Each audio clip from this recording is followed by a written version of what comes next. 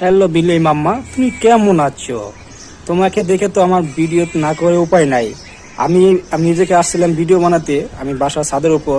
But এই বিড়ালটা আমাকে দেখে হ্যাঁ ম্যাও করে রাগ করতেছে, মানে রাগ ফায়ার পরে আমি কেন ডিস্টার্ব করছি। বাট ওরা তো আমি ডিস্টার্ব করিনি, আমি আসছি আমি আমার কাজে ভিডিও বানাতে, ভিডিও ছাড়বো ফেসবুকে, তার জন্য।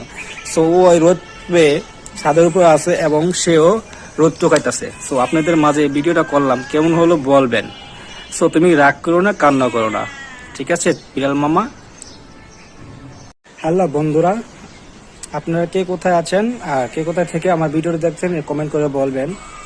সো কথা হলো, এই দুইটা প্রশ্ন করবো আপনাদের মাঝে। প্রশ্ন দুটো হলো, শীতের মধ্যে কোনটা আপনাদের শরীরে উপকারে আসে? এক, রোদ, সকালে রোদ গায়ে লাগলে উপকারে আসে, না দুই, সকালে ঘুম থেকে ওঠার পর মা যখন রান্না করে সেই রান্নার করার চুলার পাশে পিড়া নিয়ে বা মোড়া নিয়ে বসে থেকে চুলার আগুনের তাপ শরীরে লাগানো, এটা উপকার আসে। সো আপনাদের কাছে এই দুইটা প্রশ্ন করলাম, যে সঠিক উত্তর দিতে পারবে তার জন্য আমার পক্ষ থেকে ভালোবাসা থাকবে সব সময়।